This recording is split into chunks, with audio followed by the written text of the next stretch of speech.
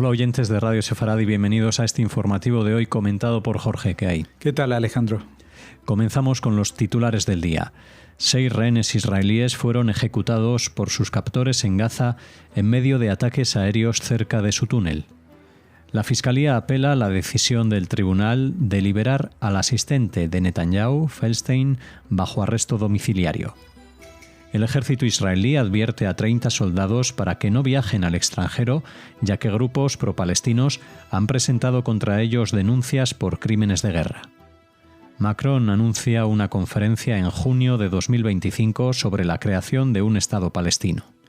El presidente de Corea del Sur se enfrenta a un juicio político por intentar imponer la ley marcial.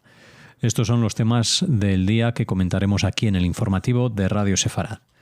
Más de 3 meses después de que sus cuerpos fueran recuperados de Han Yunis, en el sur de la Franja de Gaza, una investigación del ejército israelí descubrió que 6 rehenes probablemente fueron ejecutados por sus captores en medio de un ataque aéreo a un túnel de Hamás. Los rehenes, Ales Danzig, de 75 años, Yagev Bustaf, de 35, Haim Peri, de 79, Yoram Metzger, de 80, Nadav Popelwell, de 51, y Abraham Munder, de 78, fueron recuperados de un túnel en el complejo residencial Hamad Town de Han Yunis el 20 de agosto, meses después de que fueran asesinados. La investigación ha descubierto que los 6 hombres, después de ser secuestrados vivos por terroristas de Hamás el 7 de octubre de 2023, fueron llevados a un túnel central en la citada localidad, donde estuvieron retenidos hasta finales de diciembre. Las fuerzas israelíes llegaron a ese túnel, que tenía celdas de detención, en enero. Para entonces, los rehenes habían sido trasladados a otro túnel a unos 4 kilómetros de distancia. Fueron retenidos en un estrecho pasadizo oculto bajo la ciudad de Hamad, que conectaba partes de una gran red subterránea en la citada Han Yunis. El ejército dice que no sabía de ningún rehén retenido en la zona cuando realizó el ataque, que recibió todas las aprobaciones necesarias porque no había sospechas de que hubiera cautivos allí. 6 meses después, utilizando nueva información de inteligencia, el ejército volvió al lugar del ataque y recuperó los cuerpos de los 6 rehenes, todos los cuales presentaban heridas de bala, lo que indica con alta probabilidad que fueron ejecutados por los guardias de Hamás que los mantenían cautivos, aunque no se sabe exactamente cuándo fueron ejecutados, antes, durante o después del ataque, aunque el ejército cree que el resultado habría sido el mismo y que los rehenes habrían muerto como consecuencia del ataque. Bueno, esta es una noticia triste, pero que por lo menos acerca algo de la realidad que han vivido y cómo han sucedido las cosas, ¿no? De estos muertos ya teníamos noticia ya hace tiempo, en agosto. En realidad fue más tarde, no fue en finales de diciembre cuando las fuerzas israelíes llegaron a este túnel y entraron en él, pero pasado bastantes meses, 6 meses, aquí la noticia dice utilizando nueva información de inteligencia, que suponemos que son confesiones de detenidos de Hamás que suministraron esta información a Israel y les dieron a conocer de que estos rehenes habían sido trasladados para esa fecha a una nueva localización que después coincidió con que había sido bombardeada por Israel sin que se tuviera conocimiento. De todos modos, el tema que los fallecidos presentaran heridas de bala habla bastante a las claras de que fueron ejecutados. Y fueron ejecutados posiblemente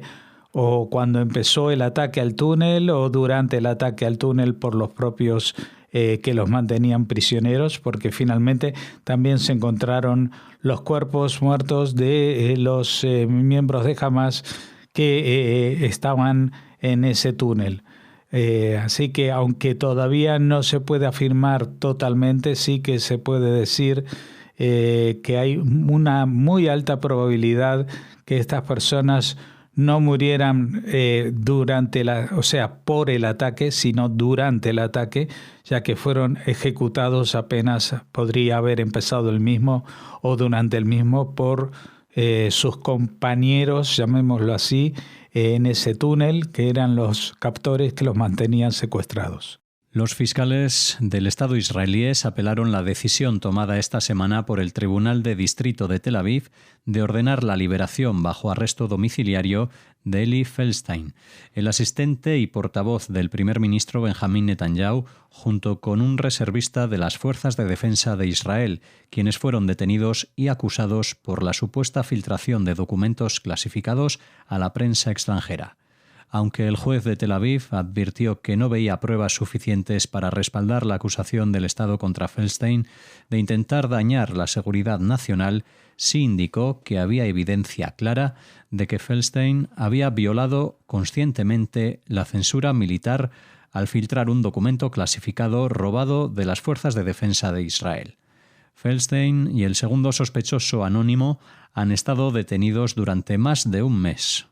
El caso se centra en la supuesta filtración de un documento altamente clasificado al periódico alemán Bild en septiembre, que aparentemente detallaba las prioridades y tácticas de Hamás en las negociaciones de rehenes, con el supuesto objetivo de poner a la opinión pública en contra de un acuerdo. Bueno, este ha sido uno de los casos más importantes de lo que comúnmente se denomina un chivatazo, es decir, cuando una información de gran importancia y de alto secreto, pues se da a conocer a la prensa. En este caso fue un personaje muy cercano justamente al primer ministro, lo cual causó cierto desconcierto porque no se entendía muy bien si esto era una traición al país de alguna manera o lo que parece ser más probable, un intento político de evitar que esta situación llegara a buen puerto. Es decir, la filtración se había hecho con el objetivo de interferir en las negociaciones que el gobierno estaba llevando a cabo con Hamás, que digamos es uno de los objetivos de algunos de los partícipes en la coalición de gobierno, que no están muy de acuerdo en tener ningún tipo de miramientos ni concesiones para con el grupo Hamás. Esto sucedió hace más de un mes, ahora se está empezando a ver judicialmente, pero ya saben que este tema está justamente en el candelero porque a raíz de las negociaciones que se han emprendido para una tregua o alto el fuego en el Líbano, también están incidiendo las presiones para llegar a una situación similar en la Franja de Gaza, aunque el contexto ya puede ser bastante distinto. El ejército israelí advirtió a una treintena de soldados y oficiales que combatieron en la Franja de Gaza que no viajen al extranjero después de que grupos pro-palestinos presentaran denuncias contra ellos por presuntos crímenes de guerra. Al menos a 8 de ellos, incluidos soldados que habían viajado a Chipre, Eslovenia y los Países Bajos, se les dijo que abandonaran inmediatamente esos países por temor a que pudieran ser arrestados o interrogados. El ejército israelí no prohíbe a los soldados viajar al exterior, pero sí realizan una evaluación de riesgos de las tropas que sirvieron en Gaza antes de aprobar su solicitud. Desde el comienzo de la guerra, el ejército ha pedido a los soldados que no publiquen en Internet imágenes de sus actividades durante los combates en Gaza para evitar que se utilicen en su contra en una posible investigación criminal en otro país. A los periodistas que han acompañado a las tropas en Gaza también se les ha pedido que difuminen los rostros de los soldados por la misma razón. A pesar de ello, los soldados siguen publicando vídeos y fotografías en sus cuentas personales de redes sociales, incluidas imágenes que muestran actividades que violan las mencionadas órdenes y que podrían ser contrarias al derecho internacional. Bueno, conclusión. Estúpidos hay en todas partes, incluido también el ejército israelí. Por suerte estamos hablando de una treintena de personas. de que pese a las reiteradas solicitudes del ejército, han publicado en las redes sociales fotografías suyas en situaciones que tienen un componente en medio de un escenario bélico que no es el que corresponde, y que por detalles como estos pueden ser detenidos y juzgados por una Corte Penal Internacional, entre otros, o también por organismos nacionales, no internacionales, en algunos sitios del mundo. Como decimos, la estupidez no tiene fronteras y no tiene ningún rasgo ni racial ni de otro tipo. Así que, bueno, Israel está tratando de proteger a estas personas, diciéndoles a aquellos que han viajado que vuelvan inmediatamente, porque están en una situación delicada y en la cual va a ser muy difícil que Israel pueda ayudarlos. Es decir, si son detenidos en el extranjero, si llevados ante una corte acusados de crímenes de guerra porque en una foto aparecen riéndose, sonrientes frente a una situación que es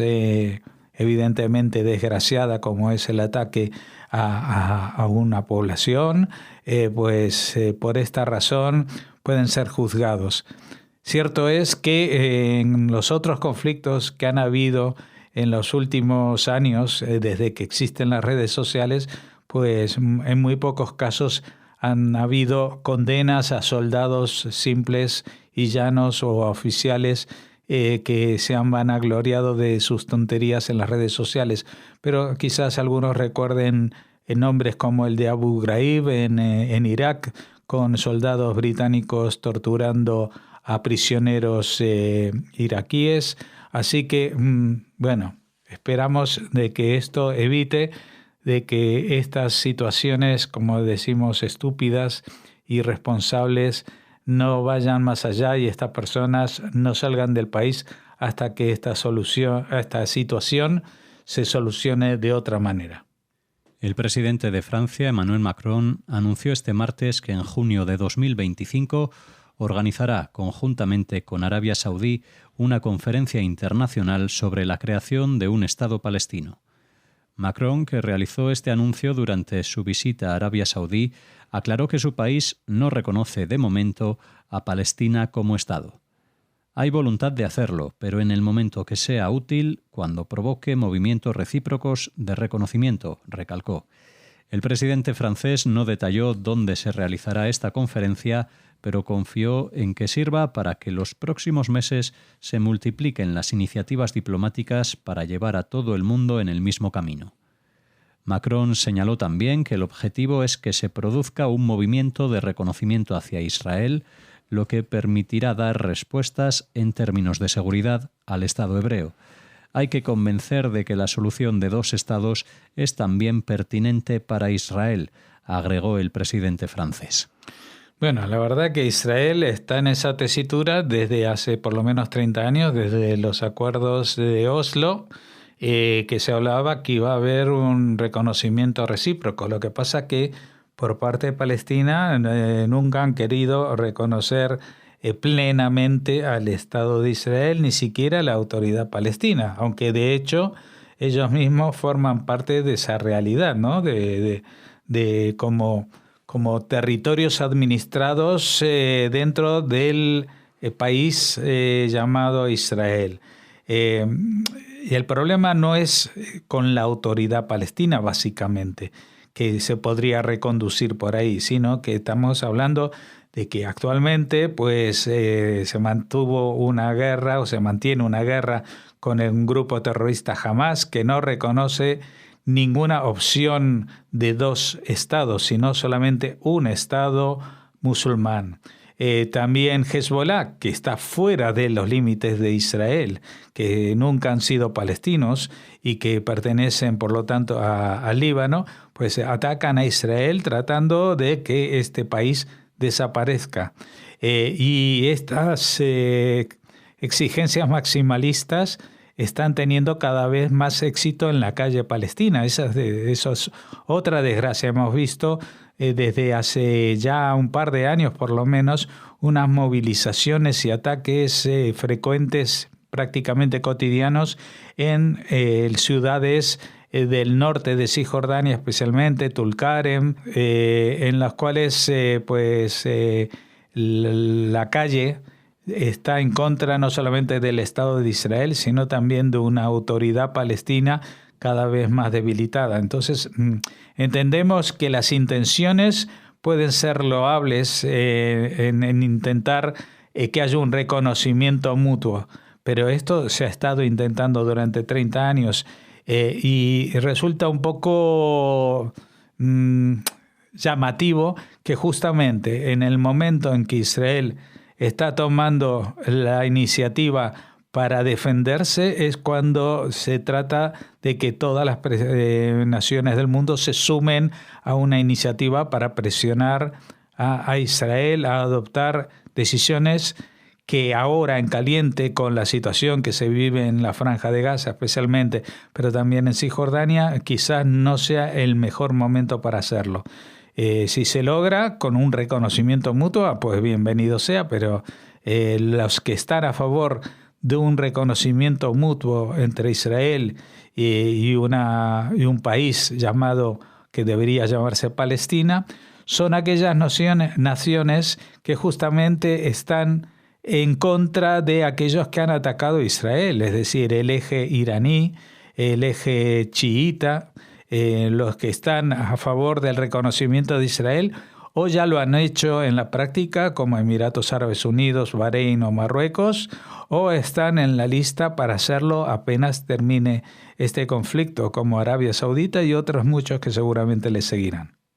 Los partidos de oposición de Corea del Sur presentaron una moción para destituir al presidente Yoon Suk-yeol por la impactante y efímera ley marcial que obligó a tropas fuertemente armadas a rodear el Parlamento antes de que los legisladores escalaran los muros para reingresar al edificio y votaran por unanimidad levantar la orden.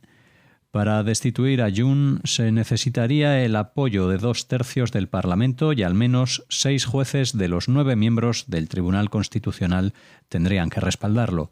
La moción, presentada conjuntamente por el principal partido de la oposición, el Partido Demócrata, y 5 partidos de oposición más pequeños, podría ser sometida a votación el viernes. Los principales asesores y secretarios de Yoon ofrecieron renunciar colectivamente y los miembros de su gabinete, incluido el ministro de Defensa, también enfrentaban pedidos de renuncia, mientras la nación luchaba por darle sentido a lo que parecía ser una maniobra mal pensada. En su discurso, en el que anunció la abrupta orden el martes por la noche, Yoon prometió eliminar a las fuerzas antiestatales y siguió criticando los intentos del Parlamento de destituir a funcionarios clave del gobierno y a fiscales de alto rango. Pero la ley marcial duró solo unas 6 horas, ya que la Asamblea Nacional votó para anular la orden de Yoon y la declaración se levantó formalmente alrededor de las 4:30 de la madrugada durante una reunión del gabinete. Bueno, no sé si a ustedes les habrá pasado, pero yo cuando leí esta noticia al principio me costó creer de que se hablaba de Corea del Sur. Digo, igual ha pasado algo en Corea del Norte, pero Corea del Sur es un país que lleva desde los años 50 con una gran estabilidad democrática y apoyada sin paliativos por Estados Unidos, cosa que aquí parecía que de pronto estaba pasando algo muy extraño, ¿no? Algo que es más típico de algunos gobiernos de Sudamérica, como hemos visto, yo que sé, en Perú, en Bolivia, pero no en Corea del Sur, que es una potencia económica y que se encuentra en un sitio bastante clave y comprometido, no solamente frente a Corea del Norte, sino también al gigante de China, ¿no? Bueno, así que esto parece haber sido una maniobra muy extraña y muy extrema tomada por un personaje, porque ahora ya más que un político, podemos llamarlo así, el personaje Yoon Suk Yeol, que de pronto se pilló un cabreo y sacó algo de la propia constitución de Corea del Sur, diciendo de que declaraba el estado de emergencia, que llamaba al ejército. Bueno, el ejército se presentó ahí, pero yo creo que tampoco se lo creían mucho, ¿no? Y bueno, tardaron apenas unas horas los políticos en reorganizarse, incluso trepando, como dicen, escalando los muros para volver a entrar al edificio del Parlamento, a la Asamblea, y votar en contra de esto o detener para que haya una moción de censura. Bueno, esto se retiró después de 6 horas y parece ser que ahora hay una situación paradójica que sigue al frente del país, por lo menos hasta el viernes, un presidente que no quería compartir el poder con nadie en su país y al que pues lo más probable es que tenga que terminar renunciando, y no solamente eso, sino apareciendo en los libros de historia de Corea del Sur como una vergüenza. Estas cosas pasan en varios sitios, o sea, parecían que esto era algo de países a los que generalmente se los denomina tercermundista, pero parece que es un fenómeno que trasciende las fronteras. Con esta noticia finalizamos el informativo de hoy aquí en Radio Sefarad. Les esperamos ya la semana que viene.